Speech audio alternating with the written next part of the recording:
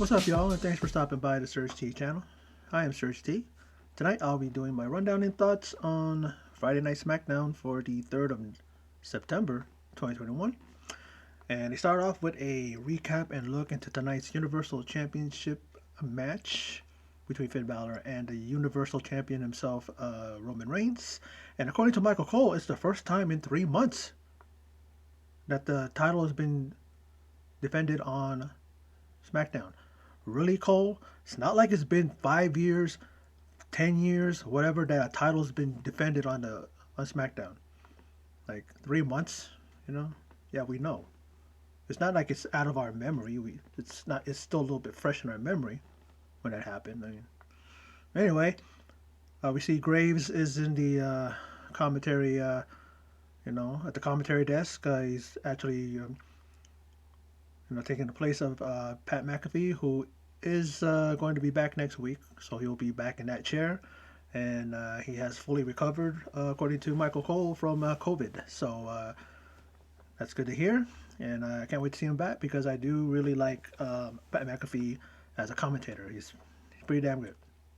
Now, the Usos are in action. They'll be facing the Street Profits in a championship contenders match, which means what? Haven't we had people who have been in those type of matches and they get looked over for someone else to defend to challenge for a title? I've seen that happen before. Did that happen with Shotzi and Knox, right? When they had that type of a match, and then I've seen others too, where then like you don't get no shot after they win the match. Like really, I'm getting tired of that description. Championship contenders match. But first, the Usos talk and address the Profits, who stuck their nose in family's business, according to them. And they say, what? Profits need to step up to their 7 times champs and prove themselves. They're one of a few teams who have won the NXT title, the NXT Tag Team Championships, the Raw Tag Team Championships, the SmackDown Tag Team Championship. They've won every major tag team title. Unless they go over to NXT UK and take that title, and they'll have all the gold ever in WWE. But the Usos don't have the NXT tag team titles. So I don't know why they're talking like they are with the Street Profits. They're pretty legit. And then the Profits come out and they tell the champs, where are their permission slips from Reigns? I like that. That's a funny touch. And it still irks me how Heyman, as Reigns is sitting in his chair in his dressing room, just sits there and stares at Reigns. It's like, it's one of those things where it's just like it looks. Number one, it looks silly. Number two, it looks uncomfortable for Paul Heyman because his neck is turned this way the whole time, looking at Roman Reigns. I guess in his stead as the tribal chief and the head of the table. I guess that's Heyman's way of being in reverence to the tribal chief. It still looks stupid. I don't know why he does that. It's just totally just I don't know. This gets me every time. Irks me every time. And then the match is called as the Usos ignore the ref and draw a DQ. And this match was decent. While I would like to see them go at it again for the titles. This match, it went back and forth. And we see near falls. We see the Profits hit that, that sky high, sky high, what you call that, power slam from, or a power bomb, like a sky high power bomb from Angelo Dawkins, and then it sets up the sky high frog splash from what do you call it, Montez Ford, and then you know, and then we see the Usos pretty much just take their aggression out on the Profits, and then just led to the point of drawing that DQ because they wouldn't let Montez Ford up, and so I guess they won the match. I guess the Street Profits won this match because of DQ, and does that put them in line for a title shot? Maybe. And then, as Paul Heyman, he goes to bring the Usos to their cousin because you hear Roman Reigns tell him, "Hey, bring my cousins to me." Reigns' phone, excuse me, Paul Heyman's phone rings, and then the ringtone is that of Lesnar's entrance theme. And then we see Paul bump into a janitor who turns out to be Big E in disguise, and he's cackling like a madman and he is in possession of the Money in the Bank briefcase, which I guess he continues to let Heyman know that anytime, any place, I can cash this in on your boy. Now Becky's in the ring, and the crowd is loving that the man is here and has come around to Jacksonville. Pandering to the crowd, and she gets a "You deserve it" chance after saying pretty much, there's no I deserve it" chant, no "You deserve it" chant. You know, pretty desperate, on her part. Is she a heel? She has that attitude and kind of starting to really annoy me type of vibe to her. Like, really, yeah, really, like, I don't know, because she hasn't come out fully, and still kind of talks the way a heel would talk, but she talks about how she feels that she's portrayed as the bad guy. Yet she has been preparing for this moment and doesn't apologize that Belair wasn't prepared. She came out, she squashed Belair, taking her because he pretty much took her by surprise at SummerSlam. Becomes the new SmackDown Women's Champion. But then Belair comes out, then she answers her, and her 130 days as champ has meant a lot to her, more to her than just the title. She worked hard for it, and she talks about how what it means to her to be the EST of WWE. It's like she's the strongest because she beat 3 women. She's the fastest because she became the fastest rising superstar, and she will bounce back because she is the toughest. And when she wins back the title, she will be the greatest because that is just straight facts. And she says she earned her rematch. She had to earn it since she didn't get it from Becky. And she earned it just like she earns everything else. And says, why not defend it tonight since Roman is? And Becky says she doesn't give a damn what Roman does, and it's an emphatic no from the man. Now, let's talk about this. A moment where I'm thinking, uh-oh. So, the go-to guy to have a romantic angle, Dolph Ziggler. Remember, Lana. Remember, even a little bit there with Mandy Rose. And with AJ Lee, right? And, we see Dolph Ziggler have an encounter backstage with Toni Storm. I'm about to cringe out. But then it turns out that she's rooting for Rick Boogs. So now, will WWE put her with Boogs? They trotted her out a number of weeks ago. She had a great one-on-one match. She had a great turnout, but then WWE, I guess, figured, okay, well, what are we going to do with her? The infinite minds of the writers. Let's put her in a romantic angle. Let's put her in something like that because, we forget, we don't know what people in NXT UK or NXT are able to do. So we're just going to mold them into what we want, right? You're going to waste Toni Storm? Or are you going to seriously back her and put her in the ring and put her in there with Bianca Belair and with Carmella and with Zelina Vega and the other talented women there that they can draw a good match out of her and she could draw a good match out of them? No, they're going to look like they're going to probably do this. So it is Dolph versus Boogs, who goes one-on-one in his first singles match. I thought he did go into it. I guess that it was tag team match. I thought he did, but we all know that Dolph has a great amateur wrestling background. Kent State, he holds the record for the most pins by a single wrestler, and something like that. And we find out that Boogs ain't no slouch in that department either. And I kind of noticed that he does have a pretty good wrestling base, a really good ability when it comes to like takedowns, and you can see how he moves around the ring. It's pretty quick, pretty crisp. Like he really is good and very strong too. We all know that as well. But then Boogs makes quick work of Ziggler. Should I say surprisingly or not surprisingly? And he delivers a pump handle slam. It was denied earlier, but then he is able to get it, hit it, and he gets the victory. And let's see what happens next week. And the following weeks is Rick Boogs gonna get he's gonna meet up with what's her name? Toni Storm gonna bump into him, and then they're gonna start a little thing going. And is it gonna cause a friction between him and work with me, folks? Between Boogs and Nakamura, and then Nakamura's gonna get pissed or mad, and then they're gonna have a rivalry. Is that gonna happen? I'm calling it right here. That's probably what's gonna happen.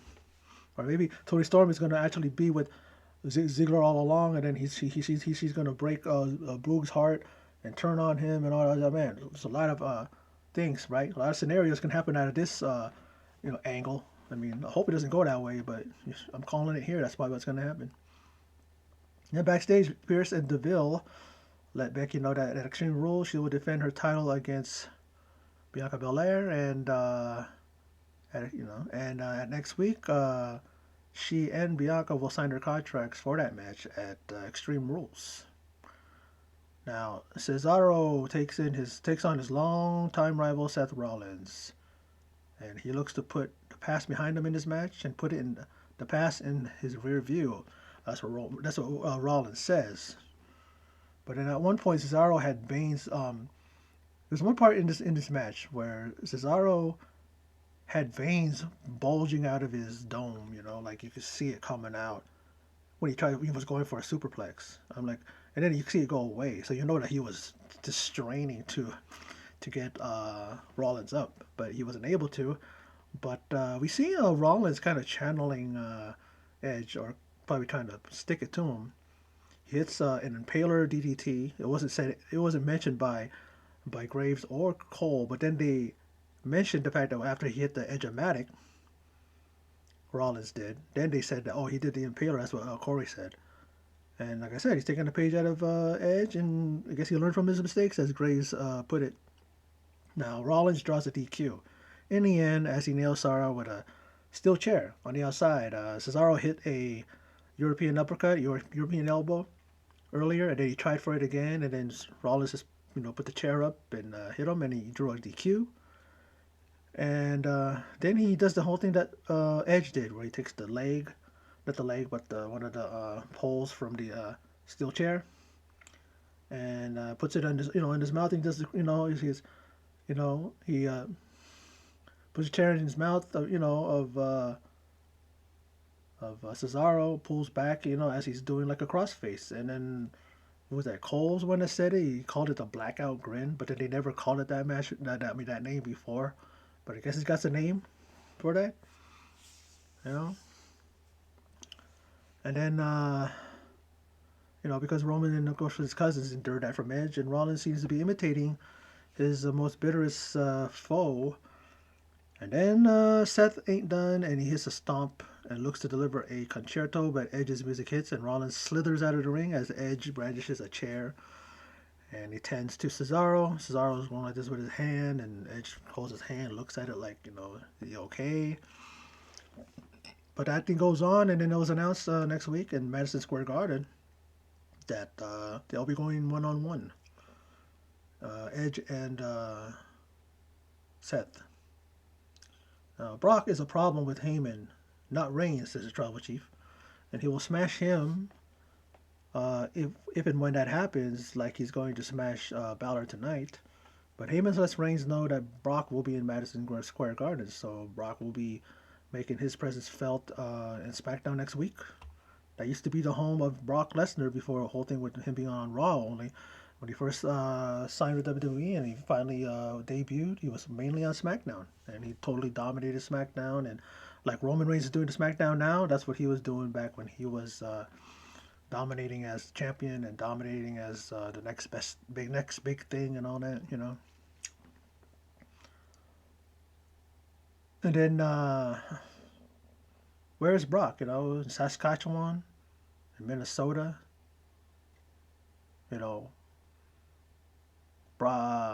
Heyman was going, I guess he watches it in Saskatchewan. SmackDown's big in Saskatchewan. Roman's like, how do you know he's in Saskatchewan? I don't know, maybe he's in Minnesota. And then Reigns goes, well, how do you know he's not on SmackDown tonight? He could be lurking in the back somewhere, But nope, he'll be coming actually to SmackDown next week. So Reigns will have to deal with him then. And oh no, Happy Corbin is a guest on the KO show. Haven't seen the KO show in a while, and here we are. And then we see the fact that Edge is not done with Seth, and like I said earlier, he's challenging Rollins to a match. Rollins to a match at Madison Square Garden next week on SmackDown, and he warns Seth that it doesn't end well. And of course, it was confirmed that they will be going one-on-one, one of the highlight matches next week. And let's continue. Corbin, very braggadocious with his possessions and his wealth, and introduces Logan Paul. Can we see less of this talentless hack? I mean, what does he bring to the table? I hope he gets a stunner for his appearance. I'm sick and tired of seeing this motherfucker. I can't stand this motherfucker. He's infested Raw, and then now he's coming over to SmackDown, which I don't have issues with SmackDown at times, but you know. And then KO goes, the one thing you two guys have in common is that you're self-centered, egotistical, delusional, useless pieces of trash to ever set foot in a WWE ring. And that's you, Logan Paul, who's here with Corbin. Like he was actually, that looked like he was talking to Corbin, but he was actually talking to Logan Paul, and that was a pretty good, nice burn from KO on Logan Paul, who offers KO $100. Look at what you're wearing. Here you go. He says, I don't want $100. He says he wants that loser to turn around, go up that rampway to the back, leave the ring, and never show his face ever again in WWE. And I'm like, I agree. He's useless. Oh yeah, he went toe to toe with Floyd Mayweather. Oh, he boxes with other guys and all that. But the motherfucker, really? Is that all he is? And a pushing fest, goes on between Paul and KO, and then Corbin cheap shots KO. I saw that coming from a mile away, and delivers a chokeslam to Owens with Logan Paul acting like a fool, like he accomplished something. He didn't do nothing. All he did is push KO. I was hoping for a thing, but we can't always get what we want. But you know, we'll see what happens. It's going to be a thing between those two, right? I guess there's going to be a feud now with old Happy Corbin and now PO KO. That's what you call him now. Pissed off KO. That should be his name now. So he'll go. Now, Sami Zayn and Dominic in a rematch from last week. Oh, I think SmackDown is taking their cues from Raw. Let's repeat a match. And then before we see this, we see a backstage thing where we see the most beautiful woman in WWE. Carmella, but it's much to the amusement of Liv Morgan, who's like, really? And like she's kind of giggling. And to me, she's more of a beautiful woman. But that's just to me anyway, Carmella's not ugly. Carmella's not thing, but, it's just like not for me. Liv Morgan, yeah, definitely. But into the match. They've been setting this up for some time, or they've been rumoring it to happen, because Ray causes his son to momentarily lose focus. Ray's supposed to should stay in the back, but what does he do? He comes up there because he sees that Sami Zayn is going up the rampway to leave the match because Dominic was on a roll, and then Ray makes him go back down, and then he gets he makes his son momentarily lose focus, and then he eats a haluba kick and then gets pinned. I get it. We get it, WWE. They're setting it up for Ray and Dominic to have a match probably at Extreme Rules or at I don't know. What are you guys setting up for? It's a pretty good way that you follow a same damn thing every single time. We've seen this before. We know where you're headed. Just do it already. Now, talk about another thing. Like really, Sonya Deville continues to brush off Naomi. Why? Why are you brushing off Naomi like she's just someone who just came up from the independents and stuff like that? 2-time SmackDown Women's Champion doing what she's done, in WWE, and it's like, is this how they're going to make it happen so that she gets frustrated, and then she goes and joins the Bloodline, and then she gets Roman to make her legitimate again? Roman's going to give her the confidence, or Roman's going to say, you need to go out there and get your thing, get it, like that, This is like a really piss poor way of like trying to make her, get all frustrated, like I said, and then you know what I mean. Like we all know, the rumors are that she's going to join the Bloodline. Just make her join the Bloodline. They're wrestling, and then a woman's there that gets involved somehow, and then Naomi comes down, and you know what I mean, something like that. Stop with that thing of like, Sonya's gonna actually really like she's gonna blow off someone with as a superstar the caliber of Naomi. Really. Now, let's go to the main event. And SummerSlam 2016, Balor defeated Rollins to become the inaugural Universal Champion. We know what happened after that. He had to relinquish the title on Raw the next day because he had a shoulder injury. And we saw Cesaro be the victim of a turnbuckle or a buckle bomb. And every time I see that move, Rollins doing it, it always makes me cringe because I'm like, going, are you trying to injure someone else again, Rollins? You did that to Sting, and then you're going to do it to Cesaro. It didn't happen, but it could happen. But that's what happened with Finn because when he got buckle bombed into the barricade, that's when his shoulder got injured, separated, whatever you want to call it. And so it's been, I can't believe that much time has passed by. 5 years. 5 years since he became the inaugural champ. And then we see the Usos attack the Prince before the bell, and they may have ruined the match before it starts, but the Prophets come out and run them off, but the damage may be done. The 1 year anniversary of Roman Reigns' reign as Universal Champion. It's a little over at this point. It's a little over a year, but it is the anniversary, 1 year anniversary. And why did he have to sick his cousins on Balor? Isn't he the tribal chief, the head of the table? A little scared as Reigns? I don't know, but I guess that's what that's what at times that's what one of those heel. That's what a heel does. Especially if you got people in with you, backing you up. Well, what else are you going to use your backup for other than that? And I wonder if Brock will make an announced and surprise appearance tonight. He doesn't in the end, but it could have happened. Now, this match was pretty good. It was a physical. It was what to expect from a match between these two. We see a coup de grace missing, but then the Superman punch doesn't. And still, Balor kicks out at 2.5. And then we see a attempted spear, but it stopped with a stiff kick and a small package by Balor. It's for a near fall. And I mean, the 3 count almost hit the mat. Like 2 3/4. What's higher than 3/4 before you hit the the count, And then Balor hits a double drop kick, and of course this sends Reigns into the corner, sets him up for the coup de grace. Balor hits the coup de grace, but he gets a near fall, and it was so close. But they show it that Roman Reigns, just like I think, who did he do that to?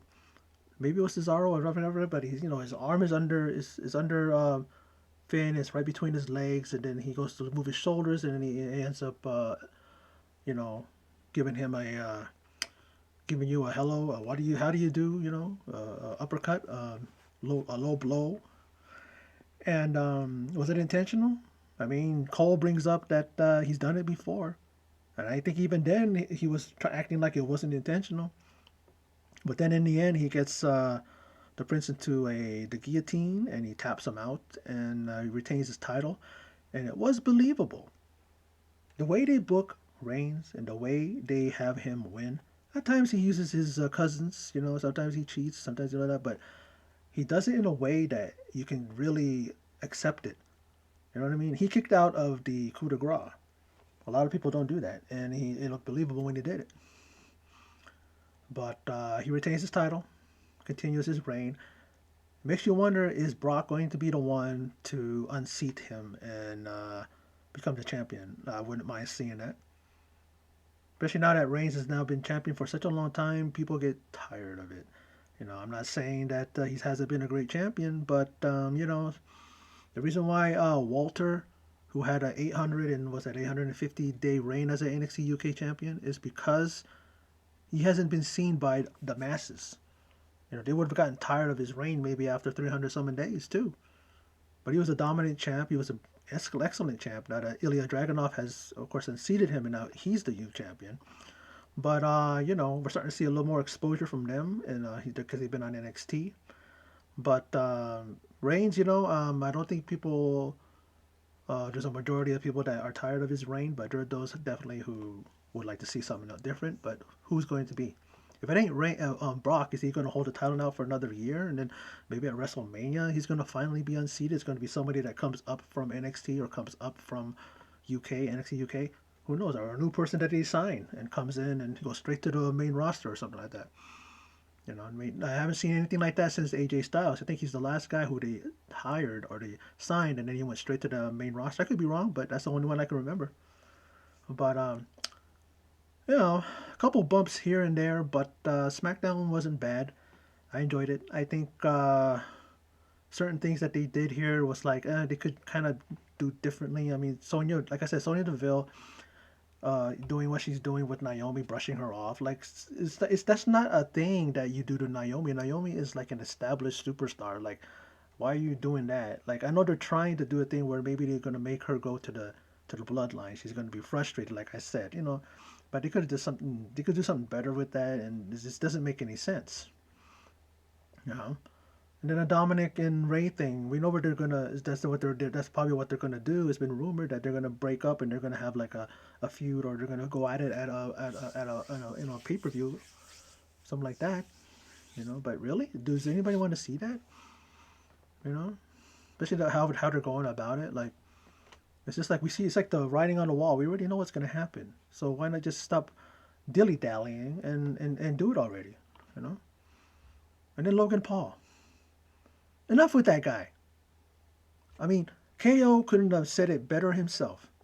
You know, I don't see your face again. Like nobody does.